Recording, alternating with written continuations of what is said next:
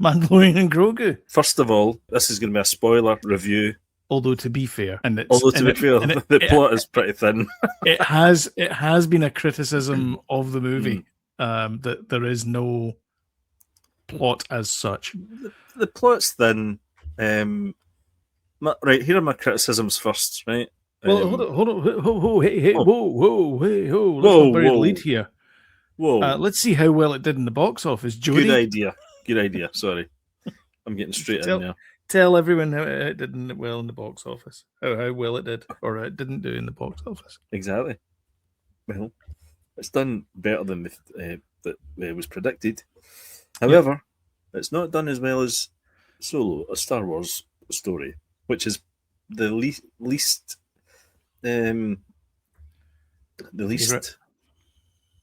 successful box office movie for Star Wars. Yeah, I do believe. Yeah. Although they did, to be fair, they did film it twice. That's going to cost a bit of money. Yeah. So they didn't film this one twice. No, they didn't film this one that's right, twice. Yeah, so. and then they got in Richie Cunningham. To fix it. Yeah. So it's made 103 million in its opening day weekend. So this is Memorial Day weekend. So Canada has May 2-4, the Victoria Day. We have bank holiday because we're and the Americans have Memorial Day. It's all the same day. It's it's the day after the 24th of May. And so it's a big weekend. So this is kind of the start of the summer blockbuster. It's sort of seen as the sort of start of the summer blockbuster. And what better to do it than a Star Wars movie? I think most people would agree. Yeah. The problem being, though, depends on what type of Star Wars movie you want, and it tends to be that Star Wars fans want the following in their Star Wars movies: trench runs, laser swords, and wizards. That tends to be the things, and pew pews, pew pew, and that tends to be what they want. What they don't want is episodic adventures. Because it seems there's quite a few people not liking this. Well, what they also don't want are main lead female characters as well, and they also don't want sort of politics and all that kind of stuff. I don't like politics in Star Wars. There should be any politics in Star Wars. Although we should say that not all Star Wars fans are the same, because some Star Wars fans do want that, and some Star Wars fans they like a bit of both, and some Star Wars fans just want the pew pew and lightsabers. I don't know about these hardcore keyboard warrior Star Wars fans in inverted commas that criticize everything that Star Wars does. Yeah. Every move they make, it's just not fair, and it's not, a lot of these shows, if they'd give them a chance, they might enjoy. And yes, there's been certain shows like Book of Boba Fett and things like that that we didn't enjoy. Made a bit of a misstep. Particularly when Boba Fett was introduced in The Mandalorian as such an incredible. When it was introduced, that was an incredible episode. Yeah, and then I don't know what they did. With Fennec Shand, wasn't it, as well? Mm-hmm. Yeah. Like, I think that's the biggest problem with Star Wars fans, and we're Star Wars fans as well. There's no denying that. Is they're a bit fickle. I don't think they know what they want. They do know that they don't want whatever Lucasfilm is releasing.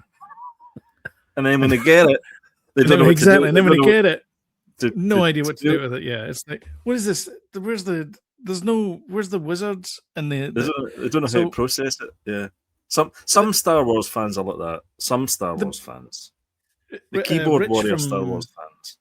Yeah, Rich from Red Letter Media, he says that Star Wars. I agree, more lightsabers. One of those. David did not like it. We went to see it. So there was four of us. We went to see. He did not like The Mandalorian and Grogu. Get Michael Bay to direct it. A 10 out of 10. David. Not James Cameron, David. and so yeah. So I forgot what I was going to say now. It's just sorry. Can you run that back? We'll cut this bit out. My fault. That was my fault. Right.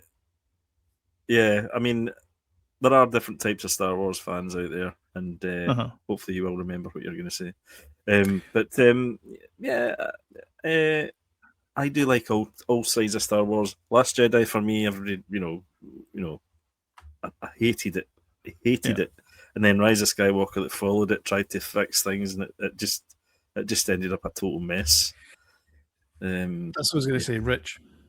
So he thinks they're creatively bankrupt. Like Star Wars as a universe is creatively bankrupt, and I kind of agree with him in the respect that I think that the vast majority of Star Wars fans, all they really want is pew pew, laser swords, wizards, and trench runs. That's all they want, and that's all they'll be happy with. So if you give them something that's slightly different to that, like a political drama that was basically secret army in space, or you give them an episodic thing, which is actually harkens back more to the original idea for Star Wars than actually the modern stuff. They don't know what to do with that either. I actually think somebody said that they should have called it The Adventures of the Mandalorian and Grogu for a start, right? Which I think is a good name for it. But the other thing is, I actually think if you look at the posters, they're very Dale Arden, Flash Gordon-y like fonts and things, and I think they should have leaned into it. They should have done chapter 1 and then done like a chapter 2 and things like that. But maybe they thought in the movie, in the movie, and just leaned into the Saturday morning cartoon type thing. I don't know. Well, do you know what I think they should have done? And I think it's kind of obvious in the movie anyway that you can see the seams where the chapters would be. And I think maybe they should have went, why not just put up a card? Exactly. Put up a card. Because you could have had it as the outlaw, or like you could have done like the good, the bad, and like the good, the bad, and the ugly, or whatever it is. Quentin actually, they had the sort of stuff, They also mentioned about the Prince of Staves or something. I think it was one of the guys was called. So you could have named them after the cards. You could have done it that way. Yeah, I like David's comment here. Somehow the Razor Crest returned. Well, as explained at the beginning, and I think exactly, and I think it's a perfectly good explanation. One line of dialogue, and you're done. Yeah. If it had turned up without explanation, everybody would have went, "Come on, guys. Exactly, yeah. What are you doing here?" But it's a completely different ship. What was quite funny though was the fact that Mando's like, "Oh yeah, this is my ship now," because when he's coming into the Hutt planet, he says Razor Crest asking for permission to land. Well, can we just say that we are going to spoil this? I think I said earlier, but we just say again that we're going to spoil. The Mando. What plot there is? What thin plot there is? I mean, essentially, as you said, there's definitive like parts. So there's the opening part, which is the Hoth part, and you've probably seen it because it is basically the first 7 minutes of the movie. Yeah.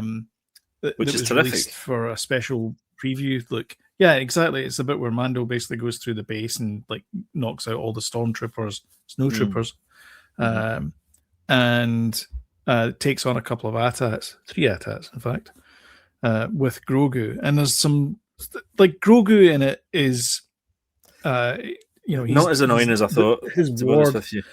Yeah, not as annoying as I thought as well. There's a cute bit in it where there's explosions about to go off, and he's like tapping the back of Mando's helmet, like hurry up, kind of thing. And that was really funny. I thought I was going to be rolling my eyes more than I did with Grogu, and especially the kind of, I mean, because you went to see this yourself. Well, I had to because Evelyn's like, I don't want to see Muppets in space. She just calls it that because, by the way, whole section. There's nothing wrong with Muppets. I take offence to that because there's nothing wrong with Muppets in space. That was great. Yeah. Do you remember Deep Pig 9? Or was it Deep Pig 9 or Deep Space Pig or something? It was something like that. Anyway, it was great. But I said Pigs in space. Oh, Pigs in Space, yeah. But my sister, you would have hated that whole part where it was the wee what do you call those wee guys? Abu Frick, the aliens. Yeah, but it worked. Shirley Henderson does the voice of Babu Frick and the rest of them, which I thought was funny. She's in Harry Potter and all that. Yeah, exactly. Stuff. Yeah. I was a few things since then, but yeah. It did work. See, when I saw, listen, the title I hate the title. Do you not like the title? And the trailers up till the last couple of trailers I hated as well. See all that puppetry kind of when it's just without any context. Yeah, you get the wee guys kind of through the sewers and things like that. Yeah, I hated the trailers for that. But when you actually watch it in the film, within the context of it, it's not that bad, And the action sequences were terrific. I thought really cracking. They're brilliant, and there's a bit where they're coming into. So they've just done the Hoth warlord. It's not Hoth, but it's a nice planet anyway. Aye. And they're coming back in. It's that kind of Apocalypse Now with the X-wings, and you see them all landing, and it does all the sort of the cast is getting put over the top of it. The credits are getting put over the top of it. That bit was really cool. It felt like it was like a kind of a kind of war movie kind of thing. That kind of looked like the start of a TV show to me. Oh, like Airwolf. I thought, when that after the Hoth part, or inverted commas Hoth part. I didn't think that. I thought that not that I've seen Top Gear, Top Gun, Top Gear, but it kind of reminded me of that kind of movie. Yeah, there were certain moments like that I kind of went, "Oh, this is going to be that TV show," but not many. To be honest, it looked a hell of a lot better than I thought it was going to look like. As well, definitely, yeah. The only downside though was Jabba the Hutt's son. I thought was a bit ropey, but because then again, they've never quite managed to get the Hutt good. Is that because he's talking in basic? Yeah, kind of. That actually took me out. But I know the reason is because they wanted to get, they didn't want to do all the way through it and whatever Lateef is. I get the reason why they wanted to do that, but it took me out. And the fact that it was the guy from The Bear as well. I couldn't picture it that it was him. No, neither could I at all. No, actually. It was all voice box and echoing and stuff. I liked all that stuff when he has to go to the planet where the two uncles are. Is it uncle and auntie or whatever? Aunt and uncle. Aunt and uncle. Mm-hmm. And they're all kind of all these kind of wee.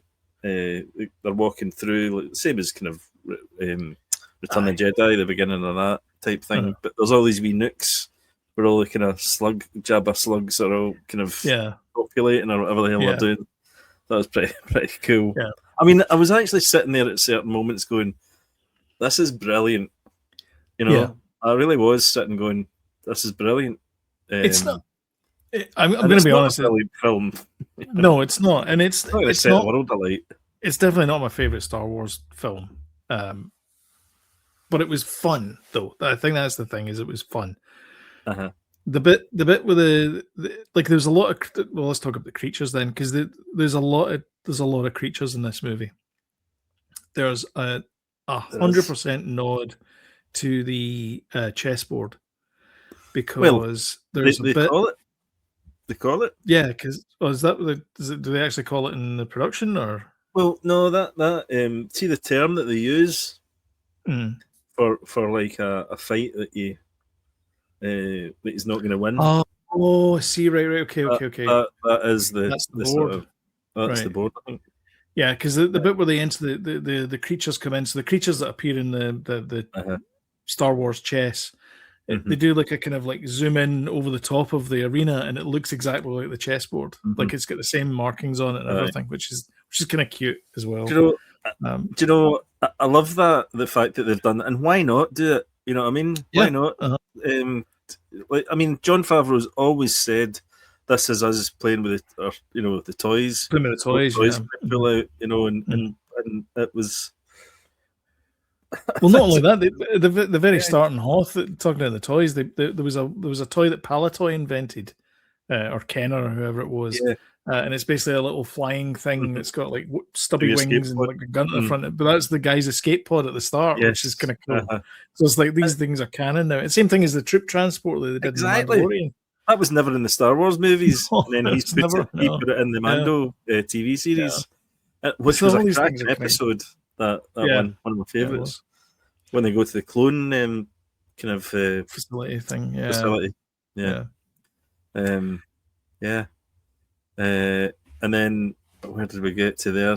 So then he obviously he gets told that their nephew is a little guy who's been kidnapped, and he has to rescue them.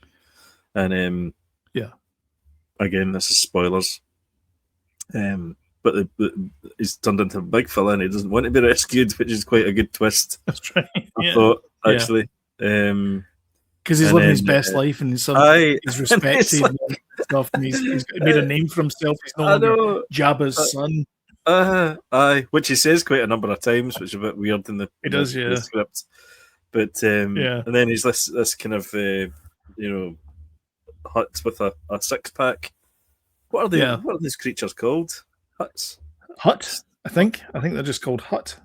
I don't know if David was supposed to put a question at that. At the end I don't think there was a not plot. really. I mean, it's the same as like the Mandalorian. It kind of harks back to sort of High Chaparral, Gunsmoke type thing, where it's like an adventure of the week. Aye. The I don't know. The maid from the saloon gets kidnapped by a bunch of Red Indians, and then they have to rescue them. But then it turns out it wasn't actually them; it was actually the bad guy disguised as Native Americans and all this kind of stuff. And it's all that kind of like to and fro, like fetch questy type stuff. That's what the Mandalorian is, and that's kind of the movie that we got. Yeah, and that's what people are annoyed about is the fact that it's like, why was this not about the bigger picture? It's like because the Mandalorian's not about the bigger picture. The Mandalorian's about doing stuff down here.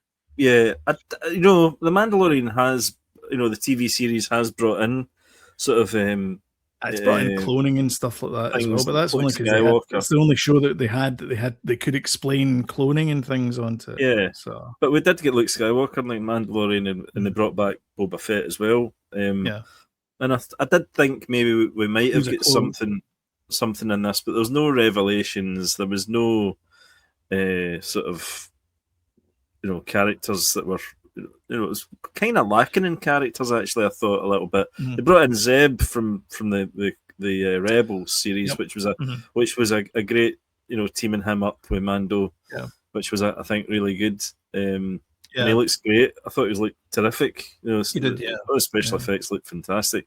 It's very cinematic looking. I thought as well. Yeah. I thought it looked great on the screen. I'm looking forward to seeing it again, which is always a good sign as well. Yeah. I mean, is the other one I thought was there's a bit where he goes into like a kind of, I mean, it's not a dive bar, but it's a bar. Yeah. And it's got that kind of grimy thing to it, but it feels quite modern compared to the 1970s type stuff. So, but it's still in keeping with the universe. Yeah. It's all that kind of ceramic tile around the outside there. And I thought the production was really good. I've got a couple of notes. See, just when you're talking about that part there, right? That kind of took me out a little bit because the production and stuff was brilliant. But see the people they put in it.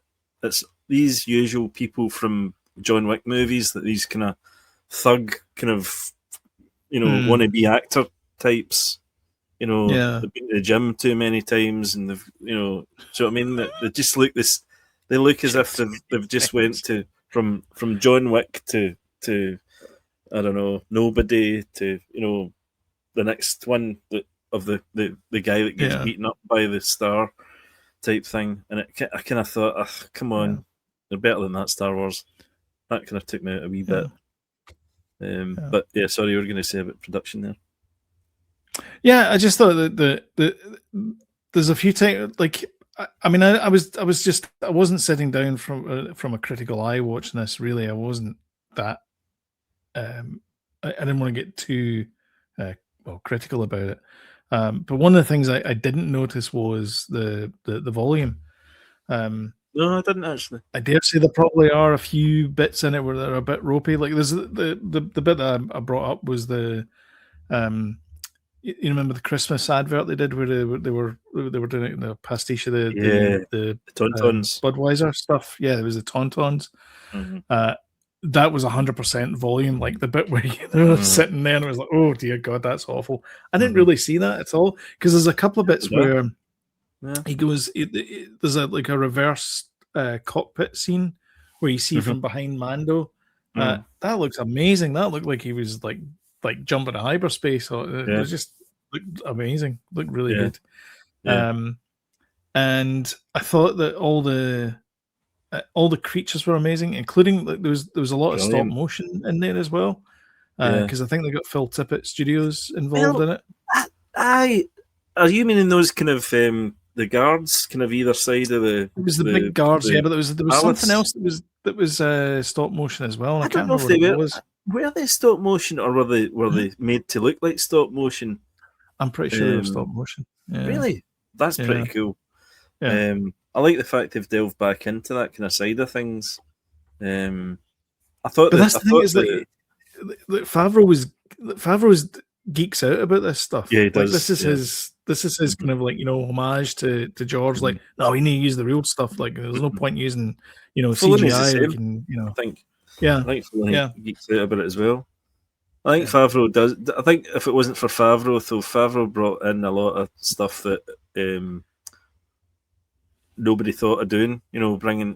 Remember when the first Mandalorian TV episodes, and it had the wee what was the wee monkey thing, Jabba's Silicious crumb on a spit, and then had them in a cage, No, because you saw them like jumping about before that, and then afterwards you saw one of them in a spit, and the other one's looking kind of sheepish. It's just really fun. Oh, do you know what I mean? It's things like that he brought in that were fantastic.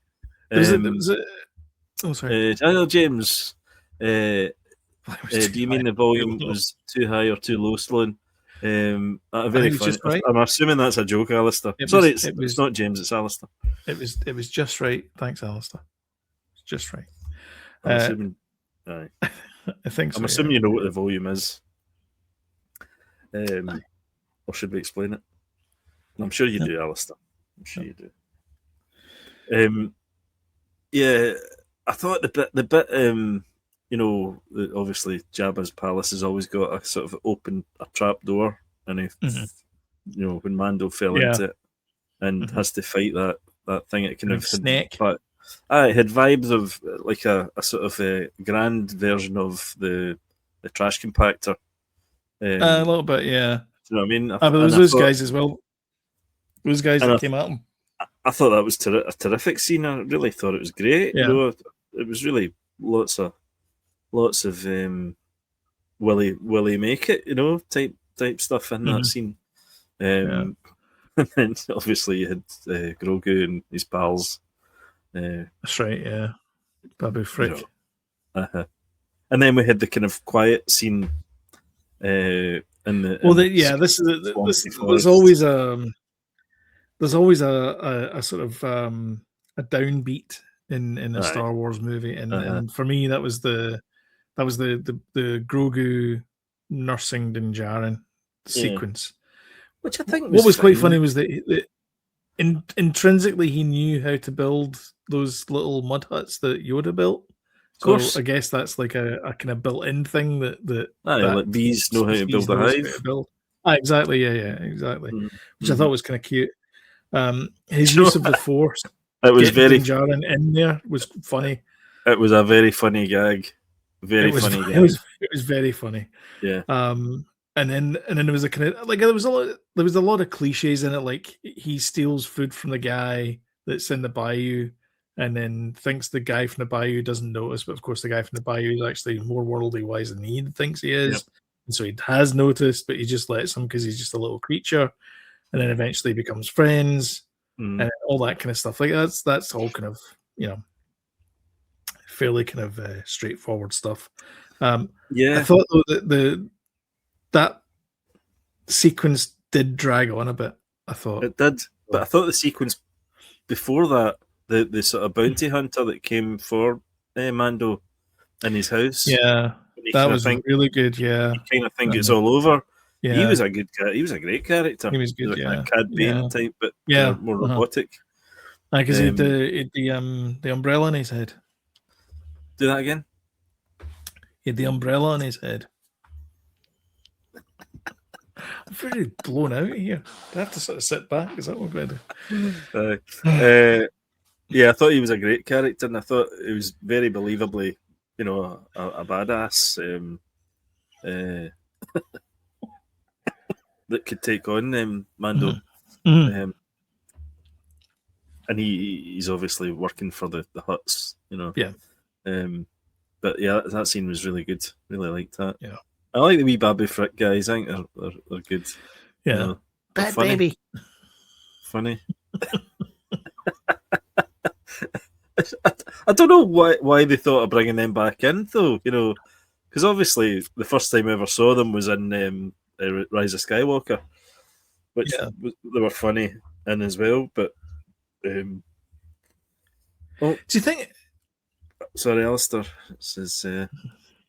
It says no, LOL. Genuine okay. Of his speech volumes too low. Well, Christopher Nolan doesn't care about dialogue volumes. He's more about the sort of visuals thing. But as far as volume, as far as audio volume is concerned, that was fine. It was okay. Aye, I think I didn't strain to hear it. Did you see it, Alistair? Some movies. Have you seen it? Hopefully, that we're not spoiling the hell out of it. I think if you've seen the trailer, you've seen the film. I know there's not. Honestly, there's not much to spoil. It's not like Luke was his. He's not like Din Djarin's Luke's dad or something. There's no great revelations in it at all. There's none. And I'm not disappointed at that, I have to say. But yeah, I'd say it's worth seeing in the cinema, though, Alistair. To get that proper experience. I think I actually think that a lot of people will just wait for it to come on hello. Hey Travis, hello there. How you doing, mate? You all right? I think a lot of people will just wait for it to come on Disney Plus and then just watch it because it's 4 episodes of Mandalorian, so they'll just watch it in 4 half-hour chunks. Yeah, absolutely. That's a way to watch it as well. But I mean, overall, I think it's a fine movie, and there's nothing wrong with it. I think most of it comes from people who are jaded about these things. So most of the criticism comes from people who are jaded about these things. Like, for example, why did you include Babu Frick? And it's like, oh, they must have done it by committee and sort of Babu Frick's a popular character from The Rise of Skywalker, so that's why they brought it in there. And in reality, it's probably Dave Filoni and Jon Favreau looking at the shelf and going like, "Oh, I like that guy." Yeah. Like it's those two guys saying what they like. I suppose it's got to be somebody kind of on scale with Grogu as well.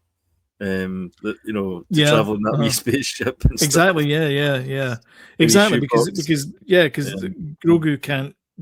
He can't. He obviously can't be trusted with a spaceship, as we find out in the set. In the bit where he goes to the. Did you notice as well when was it?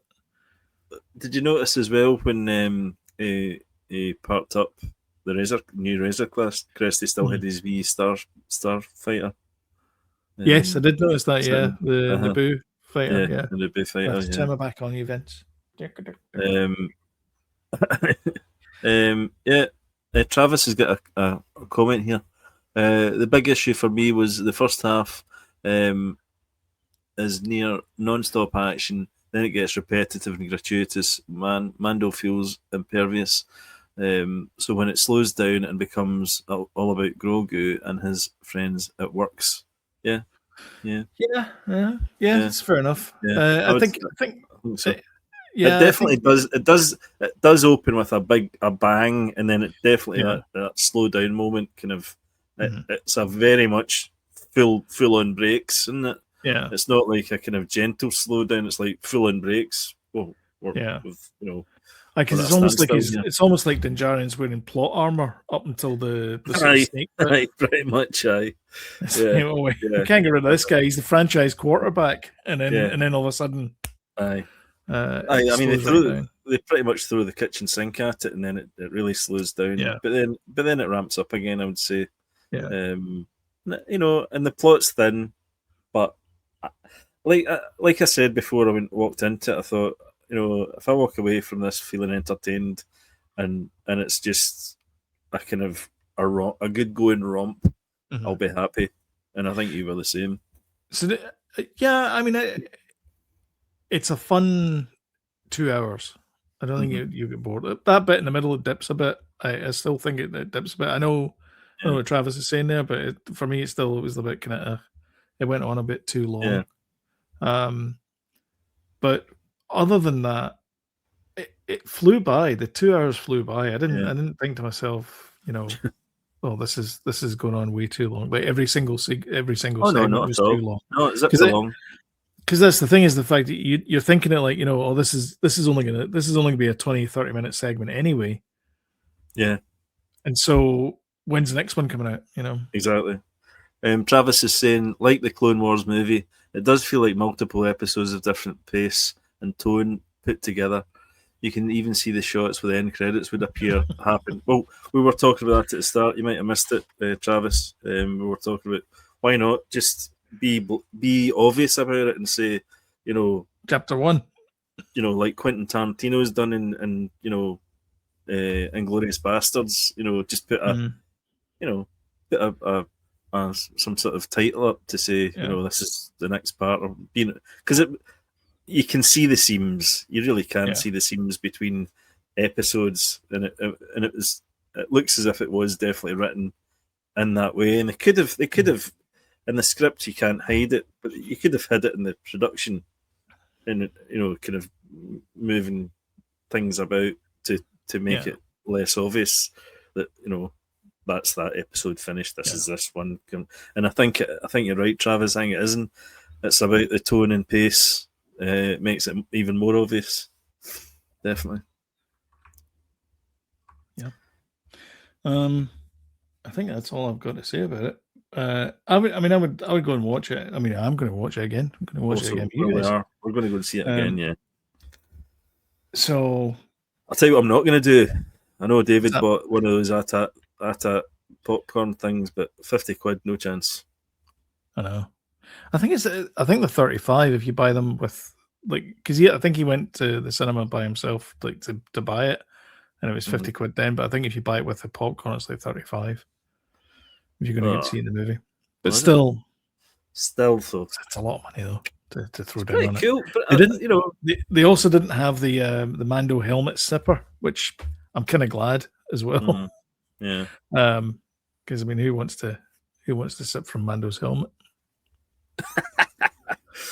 Travis, I got a comment here. Listen, Travis, if you haven't subscribed, please subscribe, because these are great comments and we love it. Rotta is the best character, I think. I was thankful he was in far more of the movie than I thought he was. Yeah, I was surprised as well, because I saw that Jeremy Allen White had sort of a billing. I thought it might be featuring Jeremy Allen White, but yeah, he did have quite a big role in it. And Sigourney Weaver was the featuring part, because she was, briefly in it. Who was great in it, by the way. I thought Sigourney was fantastic. Actually, that's one of my zonks. Right, not fantastic, but she, Sigourney is fantastic. There's a bit in it where she's like, "All right, let's light this up," and it's so lackluster. I'm like, "Ooh, that was your read." I need to see it again. I was just kind of. There was moments where I was just like, "Oh, it's Sigourney Weaver." So maybe you're right, actually. Yeah. Dialing in a little bit. Yeah, no, it was pretty. There was some reads that were pretty bad. Yeah. Okay. I don't know about dialing in. Just maybe she just felt kind of awkward or something. But everybody else is going like, "It's Sigourney Weaver," and just going, "You go, Sigourney." Like, Sigourney in an X-wing. That was me. Yeah. Yeah, she's in an X-wing. I was less. I was that guy. Upbeat about that. No. Yeah, because there's a bit of it goes like, "Fire all your missiles at the palace." And I'm like, ooh, but that would lead them home. Yeah, I spotted Dave Filoni in it. I'm sure. Yep, and Carson as well, the guy from Kim's Convenience as well. Yes, he was in it. Yeah, I thought he might have got killed off in it. Did you? No. No. I did. I thought that was his moment. But there was no revelations whatsoever in this movie. Revelations, none, nothing like that. Everybody came out unscathed. Yeah, none. But that's fine, you know. Again, yeah, But it's the same. But again, that's that serial thing as well, because every week, Flash and Dale beat Ming the Merciless, and every week Ming the Merciless is back, and because you got to have the bad guy, you know, you got to have that kind of perpetual bad guy. I actually thought the bad guy was really good. The kind of gangster dude, the baldy guy. I thought he was pretty good.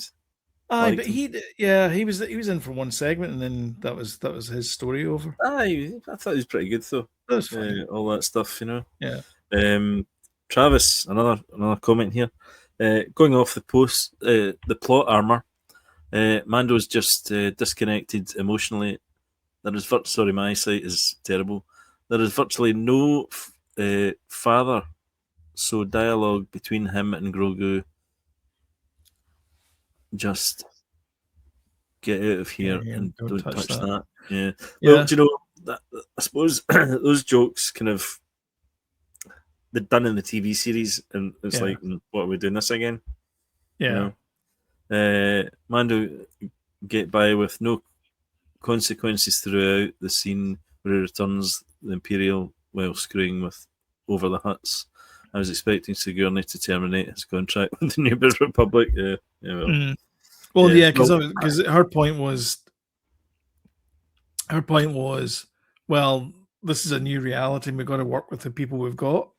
Yeah. So we've got to make good with what we have and try and salvage something out of it. And he just went, I'm just going to go guns blazing.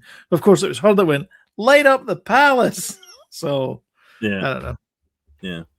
Anyway, it was her idea to light up the palace, but. And Travis is saying that he thinks that the